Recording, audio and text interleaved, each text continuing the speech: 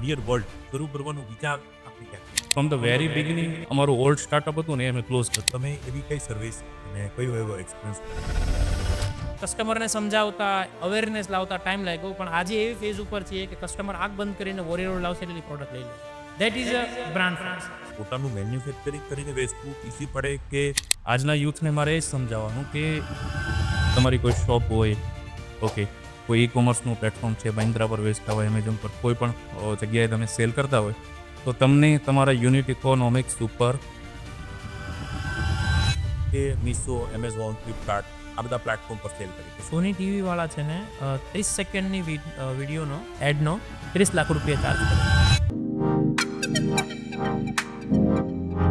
મિત્રો આપણી સાથે દાભીનભાઈ સાવલિયા છે અને ઉદયભાઈ પટેલ. આ બંને મિત્રો એવા છે કે અત્યારે જે યુવાનોના સપના હોય છે કે અમારે સ્ટાર્ટઅપ કરવું, અમારે પોતાનો બિઝનેસ કરવો, પણ શું કરવું કંઈ સમજાતું નથી. શાર્ક ટેન્કની અંદર પહોંચવાનું એક પોતાનું સપનું હોય, કંપનીની વેલ્યુએશન, ઇન્વેસ્ટમેન્ટ લેવાનું પણ એક પોતાનું ડ્રીમ હોય. તો આ બધો જ અનુભવ જેમણે પ્રાપ્ત કર્યો છે આવા વોરિયર વર્લ્ડ સ્ટાર્ટઅપ પૈકીના જે મિત્રો છે તેમણે શરૂઆત કરી. આ સ્ટાર્ટઅપને માત્ર 2 વર્ષ થયા અને 2 વર્ષની અંદર અનેક સિદ્ધિ જેમણે પ્રાપ્ત કરી છે. વિશેષ આપણે ધર્મિતભાઈ અને ઉદયભાઈની સાથે ચર્ચા કરશું, એમ જ ઘણું બધું સમજાશે. વિડીયોને એન્ડ સુધી જોશો તો આપણે ઘણી ડિટેલ ઘણા બધા સવાલોના જવાબો પ્રાપ્ત થશે. માત્ર વોરિયર વર્લ્ડ કેવી રીતે શરૂ થયું અને અહીંયા કેવી રીતે પહોંચવા માટે નથી, પણ તમારા મગજમાં જે વોરિયર ચાલી રહ્યું છે ને વિચારોનું, સ્ટાર્ટઅપનું, એ બધા જ સવાલોનો જવાબ આપતું આજનું આ પોડકાસ્ટ છે. ધર્મિતભાઈ, ઉદયભાઈ, આપનું હાર્દિક સ્વાગત છે. આપની આ વાત સાંભળવા માટે સુધને આપ્યું છે. તો પ્રથમ ધર્મિનભાઈ, આ વિચાર વોરિયર વર્લ્ડ શરૂ કરવાનો વિચાર આપણે ક્યાંથી આવ્યો? 2023 સુધી અમે ઈ કોમર્સ ફિલ્ડ સાથે જોડાયેલા હતા. એથનિક વેરમાં અમે ઈ કોમર્સમાં વેચતા હતા પ્લેટફોર્મ પર, મિન્ત્રા, એમેઝોન ઉપર. ત્યાં સુધીમાં અમે એ શીખી ગયા હતા કે કઈ રીતે બ્રાન્ડ બને છે. નાનપણથી જ અમારા બધાનું છે ને પેટ્રોટિઝમ પ્રમાણે બહુ લાગતું ઓળખતું છે કે ભાઈ દેશ માટે કંઈક કરવું છે. પણ એ જ નહોતી કે અમે એ સાઈડ જઈ શકીએ. તો અમે એવું વિચાર્યું કે કોઈ પણ એવી બ્રાન્ડ નથી ઓલ ઓવર ઇન્ડિયામાં જે દેશભક્તિને પ્રમોટ કરે કે તમારા કપડાં થકી તમારી દેશભક્તિ છલકાઈને આવે. તો એ વિચાર આવ્યો અને એ સીધી તરફ અમે આગળ ગયા અને બધા પણ મારા કો ફાઉન્ડર અલાઈન હતા અમારી સાથે. તો આજે તમારી સામે છીએ. ઉદયભાઈ, આ શરૂઆત તો થઈ, પણ શરૂઆત એટલી ઇઝી નથી. આજે આપણે ચર્ચા કરવી ઘણી ઇઝી છે. તો શરૂઆતમાં કેવી હર્ડલો અને તકલીફોનો સામનો કરવો પડે? ફ્રોમ ધ વેરી બિગિનિંગ અમારું ઓલ્ડ સ્ટાર્ટઅપ હતું ને એ અમે ક્લોઝ કરી. અમારી એક D2C બ્રાન્ડ હતી જે અમે વુમન્સ એથનિક વિયરમાં કામ કરતા હતા, તો એમાં બંધ કરી દીધી. તો ત્યાંથી થોડા હડલ આવ્યા, બટ હડલ ફોર હસલર્સ એવું કહેવાય. તો 6 મંથ સુધી અમે કંઈ વિચાર્યું નહીં કે કંઈક ને કંઈક આપણે કરી લઈશું.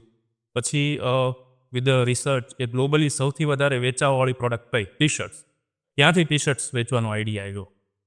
પછી એમાં પેટ્રોલિઝમ અમે ESPમાં એડ કર્યું અને ત્યાંથી વોરિયર વર્લ્ડ ચાલુ છે. અને ધર્મિનભાઈ, આમ આ વિદ્યાર્થીને એ જાણવાનું હોય કે આપણે સ્ટડી શું કરી છે? મેં મારું સ્કૂલિંગ કર્યું છે SBV અડાજણથી, સુરતથી. બાય પ્રોફેશન હું મેકેનિકલ એન્જિનિયર છું. ગિટ્સ ઉદયપુરથી મેં મારું ભણતર પૂરું કર્યું છે. ઓકે. અને આપનું ઉદયભાઈ? મારું સ્કૂલિંગ શ્રી સ્વામિનારાયણ ગુરુકુળ રાજકોટથી થયેલું છે અને ગ્રેજ્યુએશન અને post graduation Maharaja Sayajirao university વડોદરાથી, MSc યુનિવર્સિટી. એટલે ઘણીવાર એ મિત્રોને એટલું બેકગ્રાઉન્ડ એ પણ સબ્જેક્ટ સ્ટાર્ટઅપ કરવા માટે વધારે રૂપિયાની જરૂર પડતી હોય છે, આવી એક નીડ હોય, એને લઈને તમે શું કહેશો? ખોટી મિથ છે. તમે ખાલી તમારા પ્રોસેસ પર, તમારી પ્રોડક્ટ પર, તમારા આઈડિયા પર ફોકસ રાખશો તો ડેફિનેટલી જરૂર નહીં પડે. આજના ટાઈમમાં ઘણા બધા VCs છે, ઇન્વેસ્ટર્સ જે તમને ફંડ આપવા માટે રેડી છે. તમે ખાલી તમારા આઈડિયાને, તમારા પ્રોડક્ટ્સને કઈ રીતે પ્રેઝન્ટ કરો છો એ મેઇન છે. ઘણીવાર બિઝનેસ શરૂ કરતી વખતે કઈ બાબતોનું ધ્યાન રાખવું જોઈએ જે MBAની અંદર ભણાવવામાં આવતું હોય, BBAમાં ભણાવવામાં આવતું હોય. આપણે પ્રોડક્ટ, પ્રાઇસ, પ્લેસ, પ્રમોશન આ બધું આપણા સ્ટડીમાં માર્કેટિંગ ફંડાને જોઈએ. રિયલ લાઈફની અંદર તમે બિઝનેસ સ્ટાર્ટ તો શરૂઆતમાં જ્યારે આપણે સ્ટાર્ટઅપ કરીએ ત્યારે ફંડ અને એ બધી જ બાબતોનું કેવી ધ્યાન રાખવું? સૌથી વધારે બિઝનેસમાં ધ્યાન રાખવા જેવું છે, પ્રોડક્ટ તો કોઈ પણ બનાવી લે છે, પણ પ્રોડક્ટની સર્વિસને એક્સપિરિયન્સ આપવો કસ્ટમરને બહુ જરૂરી છે. એક પાણીની બોટલ 20 રૂપિયાની મળે છે અને એ જ પાણીની બોટલ 100 રૂપિયાની મળે છે. તો પણ 100 રૂપિયાની બોટલની વેલ્યુએશન, એની માર્કેટિંગ અને એનું પ્લેસમેન્ટ જે જગ્યા પર હોય છે એ યુનિક હોય છે, એટલે પબ્લિક એને લે છે. એટલે કસ્ટમરને એક્સપિરિયન્સ આપવો બહુ જરૂરી છે. એટલે માત્ર પ્રોડક્ટ નહીં, પણ તમારી જે સર્વિસ. યસ. તમે એવી કઈ સર્વિસ અને કયો એવો એક્સપિરિયન્સ લોકોને આપી રહ્યા? સૌથી પહેલી વાર ઇન્ડિયા એવું છે ને, પ્રાઇસ સેન્ટ્રિક માર્કેટ છે કે જેટલું પણ વર્ક છે ને વિચારવા સ્પેન્ડિંગ પાવર અત્યારે એટલો બધો નથી. અને અમે ટાયર 2 ટાયર 3 સિટીને વધારે કેટર કરીએ છીએ જ્યાં સ્પેન્ડિંગ પાવરની સાથે પબ્લિક વધારે છે, જેની સાથે અમારી પ્રોડક્ટ વધારે પહોંચી શકે છે. તો અમે એ લોકોને એવી ડીલ આપીએ છીએ કે ભાઈ આ એક વસ્તુ છે જે આ એક્સ બ્રાન્ડ નામ નહીં લઈ શકીએ કે આ 1000 રૂપિયામાં આપે છે. એ જ અમે 1000 રૂપિયામાં તમને 3 આપશું, સેમ ક્વોલિટીની, સેમ ફીલ સાથે, સેમ એક્સપિરિયન્સ સાથે. તો આજે અમારો રિપીટ રેટ 24% છે અને જેટલો પણ અમારો ટર્નઓવર છે બધું પ્રીપેડમાં છે. સૌથી વધારે D2Cમાં પ્રોબ્લેમ હોય છે કેશ ઓન ડિલિવરીનો. તો અમે એક જ્યારે વોરેવર ચાલુ કર્યું તેના 6 મહિના પછી એક હર્ડલ ફેસ કર્યો કે ભાઈ આ આપણે કેશ ઓન ડિલિવરી મોડ્યુલ ઉપર જઈએ તો બહુ લોસ થાય છે આપણને. પાર્સલ RTO આવે છે, રિટર્ન આવે છે, તો એનું શું કરી શકીએ? કસ્ટમર સુધી કુરિયર બોય જતો નથી.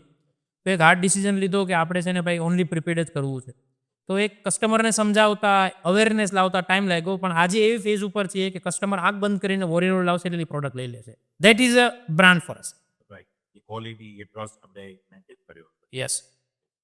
ઉદયભાઈ, તમે આખું બિઝનેસનું ફાઇનાન્સ અને બેકબોન આખું પૂરી રહ્યા છો, તો ખાસ ઘણી વાર બિઝનેસની અંદર ફાઇનાન્શિયલી ક્રાઇસિસ ઘણા આવતા હોય છે. સ્ટાફ કેટલો હાયર કરવો, તું સેલેરી, અને એ જે આખું બેકએન્ડ મેનેજમેન્ટ છે, આપણી ઓફિસીસ, એનું અલોટમેન્ટ કેવી રીતે કરવું, કયા લોકેશન પર રાખવી, ક્યાંક વધારે ખર્ચો ન થઈ જાય, બ્રાન્ડિંગ, આ બધું તમે કઈ રીતે અને કયા વિચારથી મેનેજ કરી રહ્યા? ઇનિશિયલ લેવલ પર છે ને તમારે યુનિટ ઇકોનોમિક્સ કદાચ એવું હોય કે ઉપર નીચે થતા હોય, બરોબર? તો વિથ અ પેશન્સ તમારો બિઝનેસ, ટ્રસ્ટ ધ પ્રોસેસ, તમે જે પ્રોસેસ કરો છો એ ઉપર તમારે ટ્રસ્ટ રાખવો પડશે. સ્ટાર્ટિંગમાં તમે યુનિટ ઇકોનોમિક્સ નહીં બેસાડી શકો. પછી 6 મહિના, 1 વર્ષ જશે, બરોબર? પછી તમારે બધા પેરામીટર છે ને એને કંટ્રોલ કરવા પડશે. ફોર એક્ઝામ્પલ, તમારું માર્કેટિંગ કોસ્ટ, તો 4ના ROS નીચે કોઈ પણ કેમ્પેન ચાલતા હોય તમારે બંધ કરવા પડશે, સ્ટ્રિક્ટલી પ્રોહિબિટેડ કરવા પડશે. ઓકે, સેલેરી 10%થી વધારે તમે નહીં આપી શકો. Total turnover. યસ. પછી તમારા બીજા કોક્સ હોય, બરોબર? તો જ્વેલરી પ્રોડક્ટ હોય અથવા તો ક્લોથિંગ પ્રોડક્ટ હોય, તે બધાના પર્સન્ટેજ અલગ અલગ હોય છે. તો એક યુનિટ ઇકોનોમિક્સ છે તે તમારે basic from the very beginning સ્ટાર્ટિંગથી સમજવા પડશે. ઓકે, 1 વર્ષ જાય ત્યારે એ પેરામીટર પર પાછું વર્ક કરવું પડશે. માર્કેટિંગ ખર્ચો તમારો ઘટવો જોઈએ, વધવો ના જોઈએ. બરાબર. Day by day. Day by day. જો માર્કેટિંગ ખર્ચ તમારો ડે બાય ડે વધતો હોય તો એનો મતલબ એવો છે કે તમે કંઈક ખોટું કરી રહ્યા છો તમારા બિઝનેસમાં. આજના યુથને મારે એ જ સમજાવવાનું કે તમે કોઈ પણ બિઝનેસ કરો, ફોર એક્ઝામ્પલ તમારી કોઈ શોપ હોય, ઓકે, કોઈ ઈ કોમર્સનું પ્લેટફોર્મ છે, મહિન્દ્રા પર વેચતા હોય, એમેઝોન પર, કોઈ પણ જગ્યાએ તમે સેલ કરતા હોય, તો તમને તમારા યુનિટ ઇકોનોમિક્સ ઉપર ટ્રસ્ટ હોવો જોઈએ. એને તમારા સ્ટાન્ડર્ડથી બહાર ના દેવા જોઈએ. ઘણી વાર તાપીનભાઈ એવો વિચાર આવે કે ભાઈ પોતાનું મેન્યુફેક્ચરિંગ કરીને વેચવું ઈઝી પડે કે આપણે કોઈના પર ડિપેન્ડન્સી રાખીએ અને આપણે આપણી બ્રાન્ડ બનાવીએ, એ બધું easy? સ્ટાર્ટિંગના ફેઝમાં અમે અમારું પર્સનલ ઉદાહરણ લઈએ તો અમે મેન્યુફેક્ચરિંગમાં ઝીરો નોલેજ છે અમને. પણ એ નોલેજ છે કે કઈ રીતે પ્રોડક્ટ બને છે અને કઈ રીતે એને વેચી શકીએ છીએ. તો અમારું અત્યારે ફંડા ક્લિયર છે કે અમે મેન્યુફેક્ચરિંગમાં નહીં ઘૂસીએ, કારણ કે અમારા ભાઈઓ જે અમારા સાથે સંકળાયેલા છે, જેમને અમને ઊંચા કરવામાં આટલો મદદ કરી છે, એને અમે નહીં છોડીએ ક્યારે પણ. તો મેન્યુફેક્ચરિંગ કરવું એ અમને અત્યારે નથી હિતાવહ લાગતું, કારણ કે સેલિંગ એ અમારો ખૂબ જ મજબૂત પાસો છે, અમારો કોર છે. અમુક ટાઈમ એવો આવશે કે ભાઈ અમને લાગશે કે નહીં અહીંયા આપણે કોસ્ટ કટિંગ કરી શકીએ છીએ, અહીંયા આપણે આ પ્લાન્ટ નાખી છીએ, ત્યારે ડેફિનેટલી મેન્યુફેક્ચરિંગ બાજુ જશું. પણ જો તમે મેન્યુફેક્ચરિંગમાં રહેશો ને તો તમે કોઈ પણ બે વાત સાથે નહીં કામ કરી શકે, એક ડાયરેક્શનમાં તમે કામ કરી શકશો. બરાબર.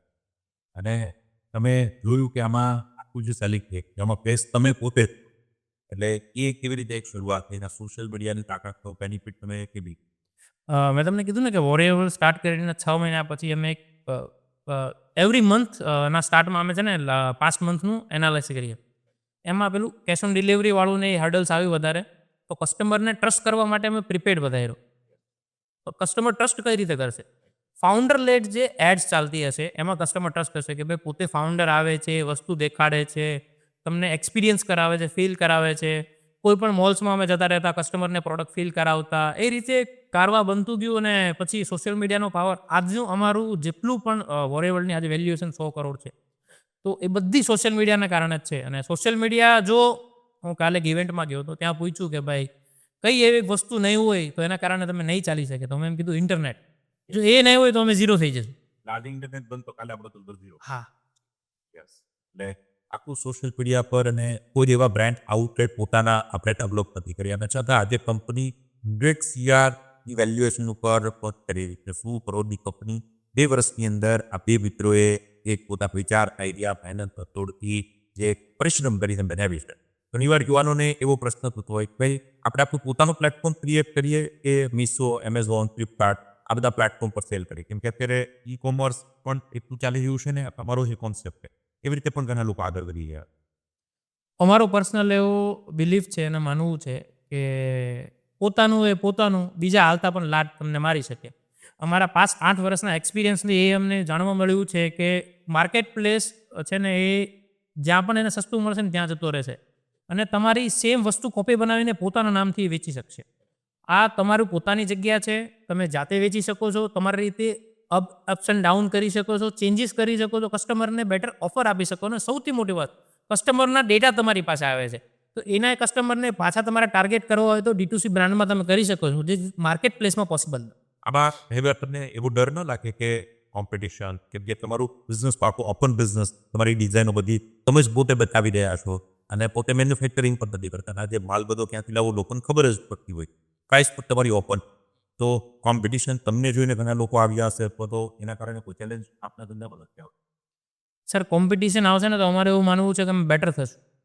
રીઝન કોમ્પિટિશન આવશે તો એ વસ્તુ અમને કંઈક શીખવાડશે કે આ રીતે પણ કરી શકીએ, તો અમે ઇમ્પ્લિમેન્ટ પણ કરી શકશું.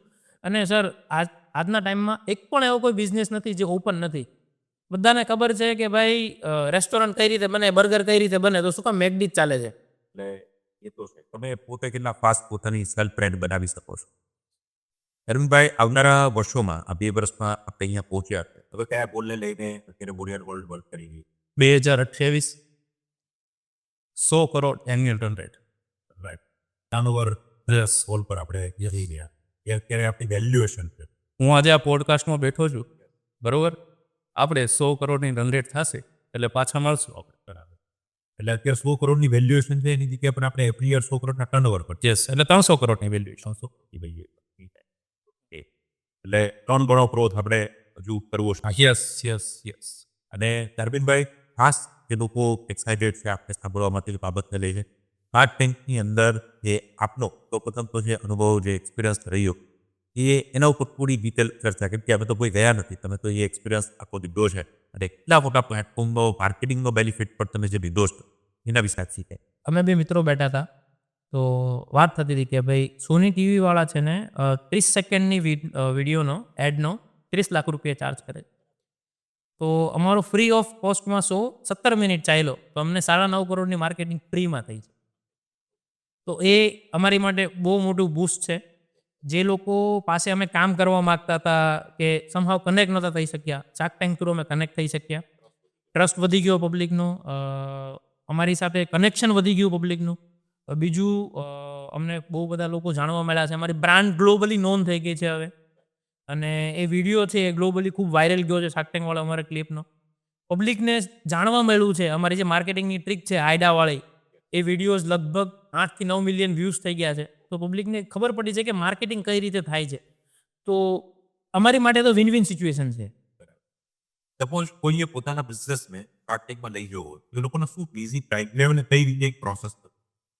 શાર્ક ટેન્કના ફોર્મ્સ ઓનલાઈન આવે છે. સોની લીવ પર એમની વેબસાઇટ છે, એમની ઉપર આવે છે. અરાઉન્ડ એવરી યરના મે અને જૂનની વચ્ચે ફોર્મ ઓપન થાય છે. એપ્લિકેશન ભરવાની હોય છે. એમાં એ લોકોને એવો આઈડિયાઝ જોઈએ છે જે પરફેક્ટ હોય, જે કંઈક સોલ્વ કરતું હોય, ફાઉન્ડરમાં કંઈક દમ હોય અને એવું લોકોને લાગવું જોઈએ કે નહીં આ કંપની આગળ જઈને મોટી થશે. અને 0 સ્ક્રિપ્ટેડ છે, જે બધાનું મિથ છે કે શાર્ક ટેન્ક સ્ક્રિપ્ટેડ હોય છે, બધું પહેલેથી ડિસાઇડ કરેલું હોય છે. અરે સાહેબ, 150 કેમેરા તમારી સામે હોય ને તમે એકદમ નમ્બ હોય ને સવાલ પૂછતા હોય, તમારા જવાબ આપવા પડતા હોય. એટલે કોઈ પ્રી બ્રાન્ડ જેવું સ્ક્રિપ્ટેડ કોઈ નથી, 0 સ્ક્રિપ્ટેડ છે. તો એમાં કેટલા લેયર, કેટલા લેવલ આવતા હોય છે આપણે પસાર કરવા માટે? ઓકે, સૌથી પહેલાં ટેન્ટેટિવ કહું છું તમને. અમારી એપ્લિકેશન સિલેક્ટ થઈને ત્યારે 3 લાખ જણા એપ્લિકેશન ભરી હતી. એમાંથી એ લોકો ફિલ્ટર કરીને 1.5 લાખ જણાને સિલેક્ટ કરે છે. 1.5 લાખ જણાને સિલેક્ટ કરે પછી એ તમારી પાસે 10 પેજનું ફોર્મ ભરાવે છે. એમાં ત્યારે તમારી કંપનીનું વિઝન શું છે, તમે કઈ રીતે અલાઇન છો, તમારી પ્રોડક્ટ શું છે, એ બધી જોવે છે. એમાંથી ફિલ્ટર કરીને 10,000 જણા રહી છે. એ 10,000 જણાનો એ લોકો ઝૂમ પર ઇન્ટરવ્યૂ લે છે કે તમે શું કરો છો, તમે કેટલા કોન્ફિડન્સ છો તમારી પ્રોડક્ટને લઈને, તમારી બ્રાન્ડને લઈને. એમાંથી 1000 જણા એ લોકો રાખે છે. 1000 જણાને એ લોકો બોમ્બે બોલાવે છે ઇન્ટરવ્યૂ માટે. શાર્ક ટેન્કની બેક એન્ડ ટીમ એમનો ઇન્ટરવ્યૂ લે છે. ઇન્ટરવ્યૂમાં એ લોકોને લાગે કે નહીં પ્રોડક્ટમાં દમ છે યાર, ફાઉન્ડરમાં દમ છે, કંઈક ફોડશે, એવું કરશે. એમાંથી 150 જણા સિલેક્ટ થાય છે અને એ 150 જણાને ફિલ્મ સિટીમાં શૂટિંગ માટે બોલાવે છે. અને એ શૂટિંગ થયા પછી પણ નક્કી નથી હોતું કે તમારું ટેલિકાસ્ટ એર થશે કે નહીં. એ એર થવાનો હોય, અમારો ટેલિકાસ્ટ અમને પ્રિસાઇસલી યાદ છે 12 ફેબ્રુઆરીએ એર થવાનો હતો 8 વાગે, અને 4 વાગે અમને નોટિફિકેશન મળે છે કે આજે 8 વાગે તમારો એર થવાનો. એટલે આપણને પણ લવ આવી ગયા ને. હા, નથી ખ્યાલ હોતો. તો ઘણા એવા છે જેને એ 150ના ખૂબ થયા પણ એમાંથી ઘણાના એર જ નહીં કરતા. અને હા, નથી ત્યાં. એટલે 3 લાખમાંથી જોવા જાય તો 30, 35, 40 જેવા લોકો ઓલમોસ્ટ ક્યાંક એ સુધી પહોંચે. હા, 100 જણા તમે સમજો ને, ટેન્ટેટિવ 100 જણા આસપાસ પહોંચતા હશે. 3 લાખમાંથી ટોપ 100 હા, એટલે બધી નીટ જેવી કોમ્પિટિશન નહીં થાય અહીંયા ટાર્ક ટેન્કમાં પણ તમને જોવા મળે. બટ એકવાર થઈ ગયું તો એ ધંધાને પણ ઘણી બૂસ્ટ મળતું હોય. હા. અને આપનો એમનો જે અનુભવ અંદરનો છે વેગો આપની જે વેલ્યુએશન એવા એ ક્વેશ્ચન આન્સરથી લઈને એ કોન્ફિડન્સથી આપણી શું એ ફિલિંગ્સ હતી ત્યાં? સૌથી પહેલાં એક તો બિંગ અ કાઠિયાવાડી, એ સ્ટેજ પર જવું એ મોટી વાત છે અમારી માટે. કારણ કે અમે બંને, અમારા જેટલા પણ ફાઉન્ડર્સ છે, બધાના ફાધર ખેતી સાથે સંકળાયેલા હતા અને સુરત આવીને વસવાસ કરેલો છે. તો અમારી માટે મોટી અચીવમેન્ટ છે. સેકન્ડ કે અમે છે ને પ્રી પ્લાન કરીને બહુ ગયા હતા. અમારા મેટ્રિક્સ બહુ ક્લિયર હતા અને અમારું ફાઇનાન્સ બહુ ક્લિયર છે. તો જેમને પણ એ પૂછવાના હતા ને, પહેલી 4 સિઝનમાં અમે જોઈ ગયા, જેટલા પણ શાર્ક ટેન્કમાં ફાઉન્ડર ગયા છે એમની સાથે કનેક્ટ કરીને પૂછ્યું કે ભાઈ કઈ રીતનો એક્સપિરિયન્સ હોય, શું શું ક્વેશ્ચન એ લોકો પૂછી શકે. તો અમે પ્રિપેર બહુ હતા. અમને યાદ છે કે જવાનું હતું ને ત્યારે 15 દિવસ પહેલાંથી અમે નક્કી કર્યું હતું કે ભાઈ ઓપરેશન્સ કંઈ નહીં, પ્રોડક્ટ ડેવલપમેન્ટ કંઈ નહીં, 15 દિવસ ત્યાં શું પૂછશે, કઈ રીતનો સિનારીઓ હશે, આપણી મેન્ટલ સ્ટેટ કેવી હોવી જોઈએ, એની પર જ કામ કરશું. અને એ જ કર્યું હતું અમે, કોન્ફિડન્સ બૂસ્ટ કરવા માટે. કેમ કે એ પ્રેઝન્ટેશન એ ઓપોર્ચ્યુનિટી કે મળી છે ખૂબ મોટી. અને તમે આગળ કીધું 9-10 કરોડનું આપણને ફ્રીમાં માર્કેટિંગ મળે છે. મિત્રો તમે પણ તમારા બિઝનેસને એ લેવલ સુધી ચોક્કસ લઈ જઈ શકાય, પણ એના માટે બેકએન્ડમાં જે વર્ક કરવું પડતું હોય છે એ કેબિનભાઈ આપણી સાથે શેર કર્યું છે. ઉદયભાઈ, બિઝનેસની અંદર ચલો માની લઈએ કે ઓર્ડર પર આપશે, પણ એ કસ્ટમરને રાઈટ ટાઈમ સુધી એ પહોંચાડ એ બહુ અગત્યનું કામ છે. તો એ આખો પાર્ટ તમે કઈ રીતે મેનેજ કરી રહ્યા? અમારી જે પ્રોસેસ હોય છે ને એ બહુ અમે અત્યારે ટેક ઉપર લઈ ગયા છીએ, એઆઈ ઉપર લઈ ગયા છે. અમારો એક ઇનહાઉસ સોફ્ટવેર બનાવેલો છે. ઓકે, હા, પોતા તમે ઇન્વેન્ટરી, સ્ટોક અમે ઇઝીલી મેનેજ કરી શકીએ. તો કસ્ટમરનો જેવો ઓર્ડર આવે ને, બરોબર, વિધિન 24 અવર્સ અમે ડિસ્પેચ કરીએ. આખા વેરહાઉસથી નીકળી જાય. યસ, વેરહાઉસથી નીકળી જશે. સેકન્ડલી, અત્યારે લોકોને છે ને 24 અવર્સમાં માઇન્ડ ચેન્જ થઈ જાય. તો અમારી એવું બિલીવ છે કે લોકોનું માઇન્ડ ચેન્જ થઈ જાય ને એ પહેલાં એ લોકો સુધી પહોંચાડી દે પ્રોડક્ટ પહોંચી. હા. તો સુરત અને ગુજરાતના જે ઓર્ડર્સ હોય, બરોબર, એ મેં પ્રોબેબલી 24 અવર્સ, 48 અવર્સમાં ડિલિવર કરી દઈએ. ઓકે. અને અમે એક એક્સ્ટ્રા સર્વિસ યુઝ કરીએ, same day next day delivery. Yes, customer પાસેથી અમે કંઈ ચાર્જ નથી કરતા, ફ્રી ઓફ કોસ્ટ. તો ત્યાં અમારા અપ્રોક્સિમેટલી 1000 થી 2000 પિનકોડ હોય, તો મેટ્રો સિટીઝ અને સુરતથી 20 સિટીને કેટર કરે, તો ત્યાં અમે 48 અવર્સમાં પ્રોડક્ટ ડિલિવર કરવી. તો કસ્ટમર મેન્ટલી સેટિસ્ફાઈડ થાય કે કંઈ એક્સ્ટ્રા ચાર્જ નથી કર્યું. એમેઝોન કરતાં પણ સારી સર્વિસ મને મળે છે D2Cમાં, તો શા માટે નહીં? અત્યાર સુધી હાઈએસ્ટ આપણે એક દિવસમાં કયો એ રેકોર્ડ છે ડિસ્પેચ કરવા? હાઈએસ્ટ અમે અત્યાર સુધીમાં 15,000 ટી-શર્ટ ડિસ્પેચ કરેલા છે. વન ડે એ આપણે સ્ટાર્ટ જ જશે કદાચ. યસ. આપણે સ્ટાર્ટ 15,000 જે ડિલિવરી મેન્ટેન કરવી હોય તે પણ એક એટલું મોટું મેનેજમેન્ટ અને કેટલી ટીમ સાઇઝ અત્યારે વોરિયર વર્લ્ડમાં કેટલી ટીમ સાઇઝ? 75 to 80 પીપલની ટીમ સાઇઝ છે. 75 to 80 મિત્રો વર્ક કરી રહ્યા છે વોરિયર વર્લ્ડને કે 100 કરોડના ટર્નઓવર સુધી થઈ જાઓ. યસ, એક ગોલ, એક મિશન, એક વિઝનથી ત્યારે કામ થઈ છે. અરવિંદભાઈ, બિઝનેસની શરૂઆત કરે ઘણા લોકોને ફેલિયર મળે, જેમ હમણાં આપણે શરૂઆતમાં વાત કરતા. અત્યારે તો એવું લાગે છે કે વોરિયર વર્લ્ડ 2 વર્ષમાં અહીંયા પહોંચી ગયું, પણ એના પહેલાં તમે કેટલા પાપડ પેલ્યા, કેટલી ફેલિયરનો સામનો કર્યો. કે ઘણીવાર કોઈને જરૂરી નથી કે પહેલા જ પ્રયાસમાં વોરિયર વર્લ્ડ બની ગયો. કોઈને બીજા, કોઈને ત્રીજા, કોઈને 5મા પ્રયાસ. તો હતાશા, નિરાશા અને હાર માનીને યુવાન બેસી જતા હોય. એને લઈને 2014થી અમે જર્ની ચાલુ કરી હતી અમારી. ત્યારથી અમે છે ને ઈ-કોમર્સમાં જ વેચીએ છીએ. અમારા જીવનમાં 3 સેટબેક છે જે એવા હતા કે ભાઈ મૂકી દેવું છે, આપણે કશે નોકરીએ લાગી જઈએ, કેટલું આમાં પાપડ બેલશું, કંઈ થતું નથી. એક સેટબેક એવો હતો, 2018માં એમેઝોનનો સેલ ચાલતો હતો. ત્યારે અમારી પાસે બહુ રેવન્યુ વધી ગયું, બહુ ઓર્ડર્સ આવી ગયા. સડનલી રિટર્ન્સ પણ એટલું આવ્યું એની સામે. તો વેન્ડર્સને જે પેમેન્ટ આપવાનું હતું એ અમારાથી ચૂકવાતું નહોતું. એ પેમેન્ટ સાયકલ 90 ડેઝની સુરતમાં ટિપિકલી છે. તો એ પેમેન્ટ સાયકલ અમારી પાસે જતી રહી 250 દિવસ, 300 દિવસ. અમારી પાસે ફંડ જ નહોતું, આપવું શું? પણ અમે એ ક્લિયર હતા કે બધાનો કોલ રિસીવ કરશું ને જવાબ આપશું કે ભાઈ અત્યારે અમે અમારી લોમાં છીએ, પણ તમારો સાથ થશે ને તો અમે હાય આવશું ને તમારી સાથે જિંદગીભર જોડાયેલા રહેશું. ત્યારે એક ટાઈમ એવો આવી ગયો કે યાર હવે ઘરે કહી દઈએ, હવે સહન નથી થતું, કારણ કે બધાના ફોન નથી ઉચકાતા, જવાબ નથી અપાતો, તો શું કરવું? એ ટાઈમ પર અમે સાથે હતા. અમારી કોર વેલ્યુ એ છે કે પણ હિસાબ કરવાનો, હિસાબ ન મળે શાંતિ કરવાની, જિંદગી જીવો પણ ટેન્શન ફ્રી જીવો. ટેન્શન લઈને તો તમારા બિઝનેસમાં પણ તમે ધ્યાન નહીં આપી શકો. તો ત્યારે અને નોટબંધી આવી, તો બિઝનેસના પણ થોડા મેટ્રિક્સ થોડાક ચેન્જ થયા. પબ્લિક વ્હાઇટની સ્પેન્ડિંગ વધારે કરતી થઈ અને ઓનલાઈન પર આવી ગયા, અમે પાછા આવી ગયા. સેકન્ડ અમારું ફોલ બેક આવ્યું હતું જ્યારે બહુજી અમે ચાલુ કરી. બહુજી પણ એક નોન બ્રાન્ડ હતી. અમે એમાં 100K ફોલોવર છે આજની તારીખમાં અમારા ઇન્સ્ટાગ્રામ પેજમાં બહુજીના. જે અમે રન નથી કરતા, અમે બંધ કરી દીધી. શેના કારણે? કારણ કે પ્રોફિટ વિથ સ્કેલેબિલિટી અમારો ઇસ્યુ આવતું હતું એમાં. ઘણા બધા મિત્રો અમને એમ કહે છે કે ભાઈ આ બ્રાન્ડ તમે શું કામ બંધ કરી? અમારો વિઝન પહેલેથી ક્લિયર હતો 2018થી કે ભાઈ અમે એક ધંધો 1 વર્ષ ખાલી બેઠા છીએ કારણ કે અમારી પાસે પ્રોફિટ નથી. તો આજ પછી જે પણ બિઝનેસ કરશું વિથ પ્રોફિટ કરશું અથવા અમે ઓછો કરશું. તો અમને એવું દેખાણું કે નહીં, અમારામાં D2Cમાં અમને ખબર છે કે કઈ રીતે બ્રાન્ડ બને છે.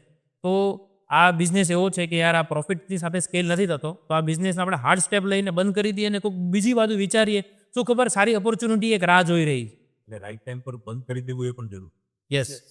બહુજી મેઇન શું ડીલ કરते? બહુજી એક પ્રીમિયમ એથનિક વેર સાડીઝ ડીલ કરતી હતી અને અમારી એમાં એવરેજ ટિકિટ સાઇઝ 3000 રૂપિયા હતી. એટલે પ્રીમિયમ પ્રીમિયમ પ્રોડક્ટ્સ હતી અમારી. એ પણ આપણું આની જેમ વોરિયર વર્લ્ડની જેમ પોતાનું પ્લેટફોર્મ, પોતાનું જ પ્લેટફોર્મ હતું.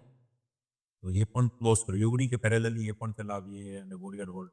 હા, ટિપિકલી ઘણાનું માઇન્ડસેટ એવું હોય કે અહીંયાથી તો આપણને પ્રોફિટ મળે જ છે, તો બંને સાઈડથી લઈ શકીએ. જો અમે બંને ચલાવ્યા હોત ને તો વોરિયર વર્લ્ડનું આજે 100 કરોડ વેલ્યુએશન છે ને એ 10 કરોડ પણ ના હોત. એટલે એક જ વસ્તુ પકડી અને એને ટ્રેક પર લઈ જવું. ઘણીવાર મારે એ પણ આપને પૂછવું છે કે કોઈ બિઝનેસ કર્યો, સ્ટાર્ટ મેં કર્યો, એ બિઝનેસમાં મને સફળતા મળી ગઈ, પછી એક તો વર્ટિકલી એમાં કોઈની કોઈ ચેનલ બનતી હોત, યા તો હોરિઝન્ટલી કોઈની કોઈ ચેનલ બને. તો મારે વર્ટિકલી હોરિઝન્ટલી આગળ વધવું જોઈએ, ન વધવું જોઈએ, કે વધવું જોઈએ તો ક્યારે વધવું જોઈએ? બેઝિકલી બિઝનેસ કર્યા પછી છે ને સૌથી વધારે અડલ આવે છે બિઝનેસને સ્ટેબલી કઈ રીતે તમે ગ્રોથ કરો. તો એની માટે છે ને ટીમ મેનેજમેન્ટ અને ડેટા એનાલિસિસ બહુ ઇમ્પોર્ટન્ટ છે. ઉદયભાઈ જેમ કીધું કે અમારો AI બેઝ સોફ્ટવેર છે, એમાં અમને એ પણ ટ્રેક થાય છે કે કસ્ટમરે કેટલા વાગે ઓર્ડર એક્સેપ્ટ કર્યો. તો એ અમને ખબર પડે એ જ ટાઈમ પર હવે નેક્સ્ટ ઓર્ડર કસ્ટમર કરશે ને તો એ જ ટાઈમ પર એને ડિલિવર કરવા જશે. એ પણ એનાલિસિસ કરીએ છીએ. કસ્ટમરની બાઇંગ પેટર્ન શું છે, કયા ટાઈમમાં વધારે બાઇંગ કરે છે, શું ટાઈમે શું ઓફર હોવી જોઈએ, તો એ વધારે ધ્યાન રાખવું જોઈએ આજના ટાઈમમાં. અને વર્ટિકલી હોરિઝોન્ટલીમાં પ્રોસેસ સ્મૂથ હોવી જોઈએ, SOPs પરફેક્ટ હોવી જોઈએ અને તમારું પરચેસિંગ પાવર સુપર હોવું જોઈએ. અમારા બિઝનેસમાં એવું છે.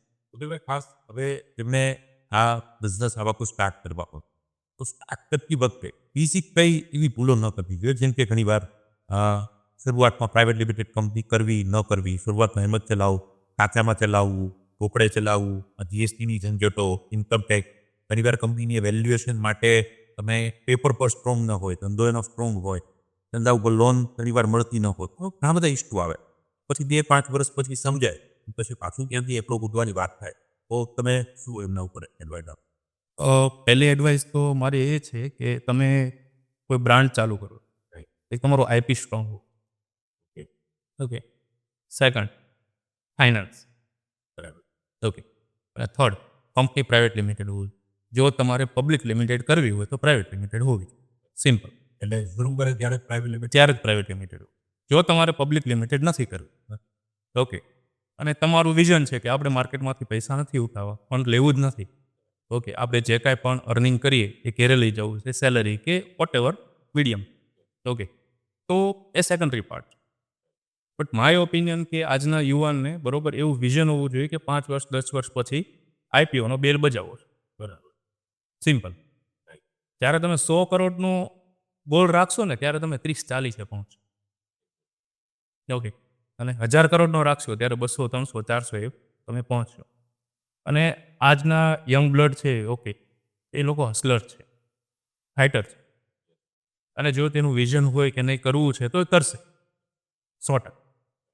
તો આટલી વસ્તુ બહુ ઇમ્પોર્ટન્ટ છે. કંપની પ્રાઇવેટ લિમિટેડ હોવી જોઈએ પ્રાઇમરીલી. તમારા ટ્રેડમાર્ક છે કે કોપીરાઇટ છે બહુ સ્ટ્રોંગલી તમારે એના ઉપર ખર્ચો કરવો પડશે. ઓકે, એમાં તમે પૈસા બચાવવા કે તમે એવું વિચારોમાં કે એ ખર્ચ છે તમારા માટે, તમે એવું વિચારો કે એ ઇન્વેસ્ટમેન્ટ છે. તમારા બુક્સ ઓફ અકાઉન્ટ બહુ હિડન ક્લીન રાખવા પડશે. ઓકે, સૌથી ઇમ્પોર્ટન્ટ વાત છે ટેક્સ. આજનું જે પબ્લિક છે આપણું ગુજરાતી માઇન્ડ છે એ લોકો છે ને ટેક્સને બચાવવા માટે અલગ અલગ એમાં ઘણી ઊંડી વાત. દિમાગ યુઝ કરતા હોય તો એવું કંઈ નહીં કરવાનું. ટ્રાન્સપરન્ટ રીતે જેટલો ટેક્સ આવે છે એ પે કરીને છૂટું થઈ જવા. એનો બેનિફિટ તમને મળશે.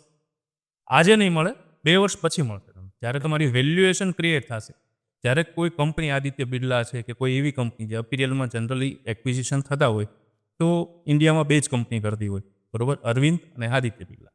ઓકે, તો એ જે જ્યારે કંપની એક્વાયર થશે, ઓકે, તમે એવું કહેશો કે મારે બુક્સમાં તો 5 કરોડનો પ્રોફિટ છે પણ મેં ટેક્સ તો 50 લાખ મુજબ જ ભરેલો છે, તો એ કન્સિડર ક્યારેય નહીં થાય. એ વેલ્યુએશન જે કાંઈ પણ હશે એ પેપર બોલશે, તમે જે બોલો એ નહીં ચાલે. એટલે જ્યારે તમે વેલ્યુએશનની ગેરમાં જાઓ ત્યારે તો પેપર જ નહીં તમારી વેલ્યુ. યસ, અને આ બધું પહેલા દિવસથી ધ્યાન રાખો. ડે 1 થી જ ધ્યાન રાખવું. પછી ઇરેઝ કરીને કોઈ વસ્તુ થશે નહીં.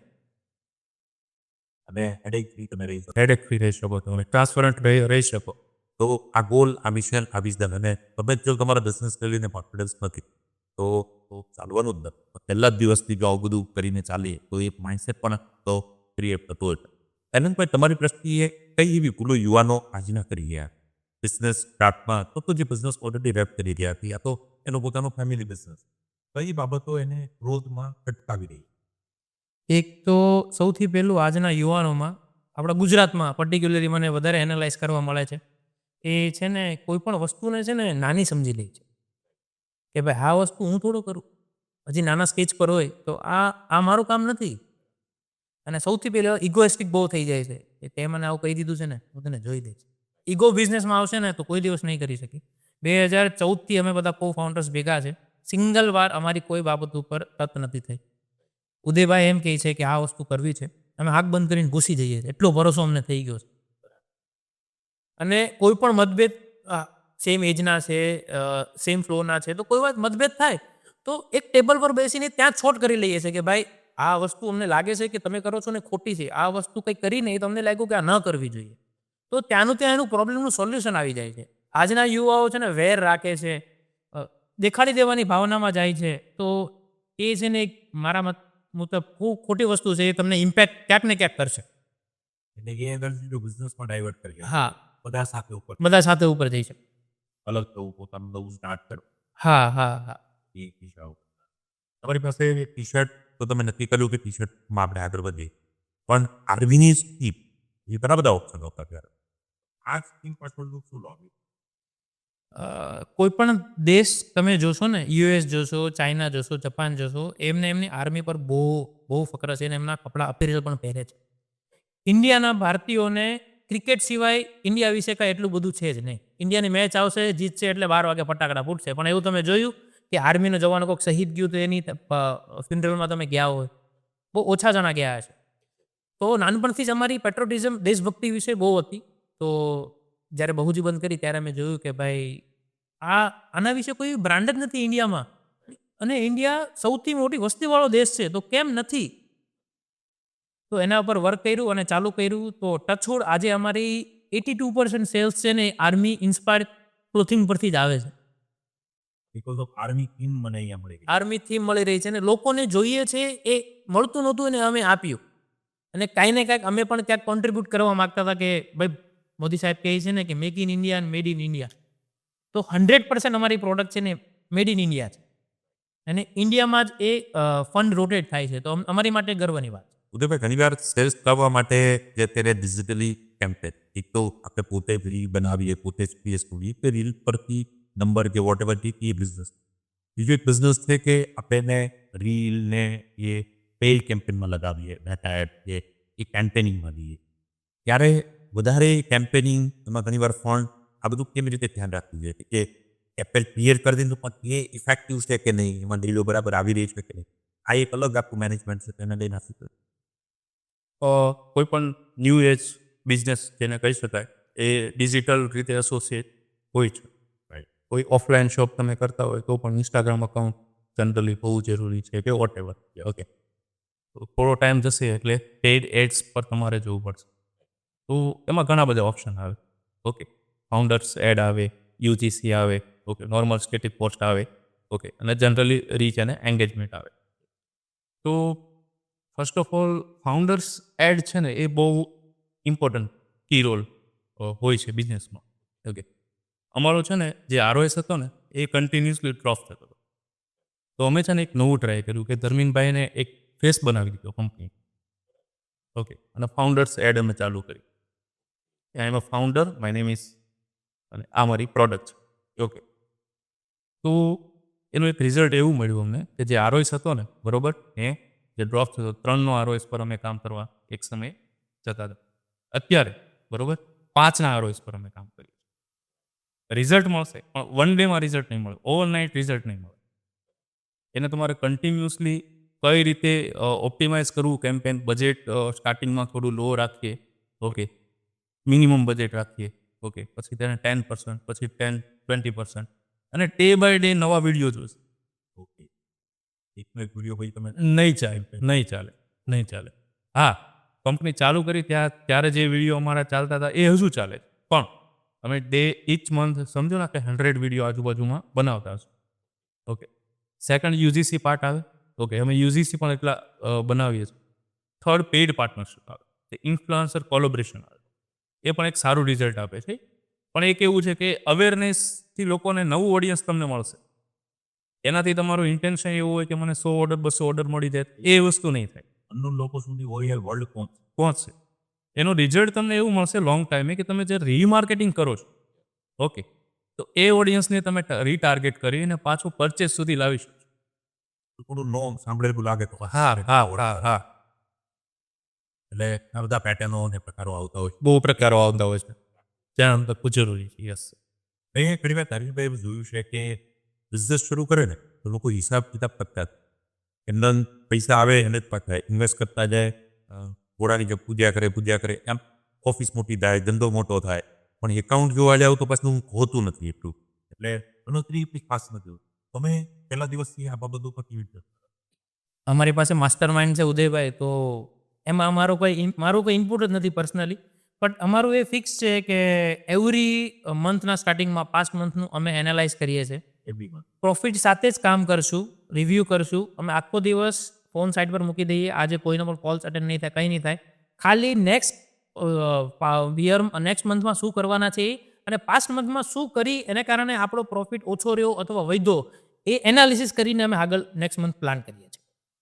એટલે એવરી મંથ ઇવેલ્યુએશન પોતાના બિઝનેસનું પ્લસ માઇનસ તમારે કરતું રહેવું પડે. અત્યારે એક વેલ્યુએશન શબ્દ આ બહુ પરિચિત થયો અને સ્ટોક માર્કેટની અંદર પોતાની કંપનીને લિસ્ટેડ છે આ પણ એક હવે બહુ રૂટીન, જેમ કે આપણે કોલેજ કરતા ત્યારે આ એટલા પરિચિત શબ્દો નથી. આજે આ કોમન થઈ. યસ. તો કોઈ કંપની સ્ટાર્ટઅપ થાય છે તો એને પોતાની વેલ્યુએશન વધારે એવી રીતે શક્ય એને ડાયલ્યુટ કરવો હિસ્સો અને કઈ રીતે માર્કેટમાંથી ફંડ લઈ શકે એના કેટલા રસ્તા હોય? જનરલી 2-3 ઓપ્શન હોય છે. ઓકે, પહેલી તો તમારી કંપની પ્રાઇવેટ લિમિટેડ હોવી જોઈએ. સેકન્ડલી એક ફ્રેન્ડ્સ એન્ડ ફેમિલી રાઉન્ડ તમે કરી શકો. વેન્ચર કેપિટલ એન્જલ માટે એન્જલ પાસે જઈ શકો, વેન્ચર કેપિટલ પાસે જઈ શકો. ઓકે, અને કશેથી ફંડ ના લેવું હોય બરોબર તો 100% બૂટ સ્ટેપ ચલાવી અને એન્ડમાં તમે આઈપીઓ સુધી પણ જઈ શકો. આ ઓપ્શન હોય. પહેલાં તમે જ્યારે સ્ટાર્ટિંગ કરો, ઓકે, તો એક તો સ્ટાર્ટિંગમાં તમે ફંડ ના લો. અધરવાઇઝ તમારે કેવું થશે કે ઇક્વિટી બહુ જાજી દેવી પડશે. તો તમે કોઈ પણ એન્જલ પાસે જશો એટલે એવું કહેશે કે મને 10% આપો. મારો એવો ઓપિનિયન છે કે તમે 30, 40, 50 કરોડ સુધી ટર્નઓવર લઈ જાઓ. એના માટે તમારે લોન લેવી પડે, કોઈ ફ્રેન્ડ્સ પાસેથી પૈસા લેવા પડે, અનસિક્યોર્ડ વોટ એવર જે કાંઈ પણ હોય એ ઓપ્શન તમે લઈ લો. પણ એક વખત તમે 40-50 કરોડના ટર્નઓવર સુધી પહોંચી જશો, બરોબર, તો ઇઝીલી તમે 100-200 કરોડની વેલ્યુએશન ઉપર ફંડ તમે લઈ શકો. ઓકે, જ્યારે 10 કરોડનું ટર્નઓવર તમારું હોય, ઓકે, ત્યારે તમને 30 કરોડની વેલ્યુએશન મળતી હોય. તમે 2% ડાલ્યુટ કરો એટલે 150 કરોડે ડાલ્યુશન કરો 2%, તેમાં બહુ ડિફરન્સ, અમાઉન્ટ વધી જશે. ઇક્વિટી તમારી 2% જ દેવાની છે, પહેલા કેસમાં અને બીજા કેસમાં. અમાઉન્ટમાં ઘણો ફરક પડી જશે. એટલે એક લેવલ પર લાવીને ડાયલ્યુટ કરવું. યસ. ઇનિશિયલ લેવલ પર ફાઉન્ડર્સ છે ને એને ઇક્વિટી એની પ્રોટેક્ટ કરીને રાખવી જોઈએ. કારણ કે ઇન્વેસ્ટર આવશે ને ટેબલ ઉપર, બરોબર, એટલે બહુ બધા સવાલ આવશે, કમ્પ્લાયન્સ વધી જશે તમારા. એ લાવો, બી લાવો, સી લાવો, ડી લાવો, ઇન્વોલ્વમેન્ટ. હા, તો તમે છે ને એક અકાઉન્ટિંગ અને સ્ટ્રક્ચરના પાર્ટમાં ફસાઈ જશો. ઓકે, તો તમારી પાસે એટલો દમખમ હોવો જોઈએ, બરોબર, કે તમે ઇન્વેસ્ટરને કહી શકો નહીં ભાઈ જે છે તે આ છે. તમે નહીં આવો તો બીજાને ઉપાડી લીધો. એટલો કોન્ફિડન્સ તમારી પ્રોડક્ટ પર, તમારા ફાઉન્ડર ઉપર, તમારા વિઝન ઉપર તમને હોવો જોઈએ. અને પછી વેલ્યુએશનમાં માનો કે આજે સમીકરણ હોય છે 2H, 3H, 3 ગણા, 8 ગણા, 10 ગણા, એ શેના પર ડિપેન્ડ રહે? એ છે ને ફ્યુચર પ્રોજેક્શન ઉપર જ રહેતું હોય મોસ્ટલી, અને કરંટ તમારી જે ટર્નઓવર હોય એના ઉપર રહેતું હોય. અને જનરલી કોઈ પણ શાર્ક છે કે કોઈ પણ એન્જલ ઇન્વેસ્ટર છે એ પૈસા છે ને કંપની કરતાં ફાઉન્ડર ઉપર વધારે લગાવે છે. આજે ટેસ્લા છે, ઓકે, તે ક્યાં પહોંચ્યું? પણ ટેસ્લા નહોતું બન્યું ત્યારે કોઈ એમાં પૈસા નાખવા તૈયાર નહોતું. આજે લોકો જોવે કે જુડિયો બહુ મોટું બની ગયું, પણ જુડિયો 2016થી છે ભારત. તો ઇનિશિયલ લેવલ પર જે તમારે કામ કરવું પડે, ઓકે, એ બધા જ તમારા પેરામીટર, ફાઉન્ડર, ઇક્વિટી, ઓકે, એ બધું જ કામ સેટલ અને સારું કરવું પડશે, કોન્ફિડન્સ. અને લાસ્ટમાં ધર્મીભાઈ આપનો જે અનુભવ રહ્યો છે એટલા વસ્તુનો 2014થી લઈ આજે 12 વર્ષનો બિઝનેસનો અનુભવ છે, એના આધારે કોઈ એક મેસેજ આપવો હોય તો આપશો? જો તમને કંઈક કરી બતાવવાની ઈચ્છા છે ને, તો આંખ બંધ કરીને એની પાછળ લાગી જાઓ. ગામ શું વિચારે છે, શું તમારા વિશે બોલે છે, શું તમને ટોન્ટ મારે છે, એના વિશે નહીં વિચારજો. કારણ કે મને યાદ છે, જે માણસ અમને એમ કહેતો હતો કે તમે કંઈ નહીં કરી શકો, કંઈ નહીં કરી શકો, આ જે માણસ અમને ઓફિસે મળવા માટે આવે છે કે તું મને હેલ્પ કર. એટલે ગામ તો ખાલી વાતું કરશે, તમારા ફેમિલી અને તમે એ જ તમારી સાથે અલાઇન રહેશે. એટલે જે તમારે કરવાની ઈચ્છા છે એની તરફ તમે ફૂલ ફોકસથી તમે અંદર ઘૂસી જશો ને, તો જ તમે સક્સેસ થશો. અને ઉદયભાઈ આપનો જે અનુભવ રહ્યો એના આધારે આપ યુવાનો શું રહેશે? કોઈ પણ લેવલથી તમે સ્ટાર્ટ કરી શકો. ઓકે, એના માટે તમારે એવું નથી વિચારવાનું કે પૈસા નથી તમારી પાસે. પૈસા મારી પાસે નહોતા ત્યારે મેં સ્ટાર્ટ કર્યું ને 2014માં, હું અહીંયા આવ્યો ત્યારે પૈસા મારી પાસે નહોતા. ફ્રી હેન્ડથી આવ્યો હતો, તો મને ખબર હતી આગળનો રસ્તો બહુ ખાલી છે. તમારી પાસે પૈસા નથી ને તો એ વસ્તુ સારી છે, હું તો એમ કહું. કારણ કે ખોવા માટે જ કંઈ નથી. વધીને શું થઈ જશે? 2, 5 લાખ, 10 લાખ માથે થઈ જશે ને, કંઈ નહીં. પણ જો તમે એવું વિચારો કે તમે સ્કૂલમાં જાઓ, બરોબર, તો 12 વર્ષ તમારા 12th સુધી જતા રહે.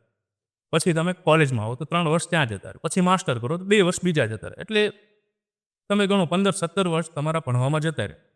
તો તમે એક ડાયરી ઉપર એવું લખો કે મારે એક પ્રોજેક્ટ ઉપર મારે 1000 દિવસ કામ કરવું. 1000 દિવસમાં તમને સફળતા મળશે ને મળશે.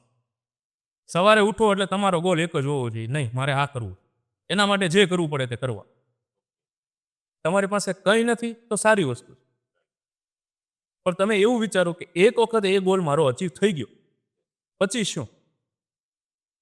આ બિઝનેસને લેગસી બિઝનેસ બનાવવો છે એવું વિચારો. એટલે તમે શરૂ કરો છો ત્યારે કયા મિશન, કયા રિઝલ્ટ, પોતે શું કરવા માંગો છો એ વસ્તુ ડિપેન્ડ થતી હોય છે. ઉદયભાઈએ અને અરવિંદભાઈએ ઘણું બધો પોતાનો અનુભવ શેર કર્યો. આ એવા મિત્રો છે જે આપણી જ વચ્ચે રહે, આપણી જ જેવા ફેમિલી બેકગ્રાઉન્ડથી, આપણી જ જેવી ફાઇનાન્શિયલ સ્ટ્રગલ કરી અને જે આ મુકામ સુધી પહોંચ્યા હોય. તો આજના પોડકાસ્ટમાં બંને મિત્રોનો અગત્યનો સમય આપણી વચ્ચે શેર કરવાનો પર્પઝ પણ એક છે કે અમે કરી શકીએ છીએ તો તમે પણ કરી શકો છો.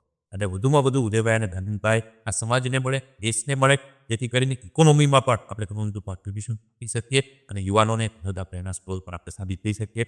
સૌએ આ પોડકાસ્ટને એન્ડ સુધી નિહાળ્યું એટલે આપ સૌના આભારની સાથે વિશેષ ઉદયભાઈ, ધર્મેનભાઈ, આ બંને મિત્રોનો ખૂબ આભાર. વોરિયર વર્લ્ડ પરિવારનો ખૂબ ખૂબ આભાર. અને આપના જે મિશન અને વિઝન છે 2028 સુધીમાં પ્રેસિયાના ટર્નઓવર સુધી પહોંચવાનું, એ મિશન અને વિઝન વહેલું પૂરું થાય એવી શુભેચ્છા અને શુભકામનાઓ સાથે હજી કંઈ પણ સ્ટાર્ટઅપને લઈને, સ્ટાર્ટને લઈને, બિઝનેસ સ્ટાર્ટ કરવાને લઈને કોઈ પણ ચેલેન્જીસ અથવા તો સવાલો આપના મનમાં હોય तो चौक्कस कमेंटના માધ્યમથી મારી સાથે શેર કરજો. फिर वक्त मिला तो होगा सामना, तब तक के लिए शुभकामना, धन्यवाद, जय हिंद, जय भारत.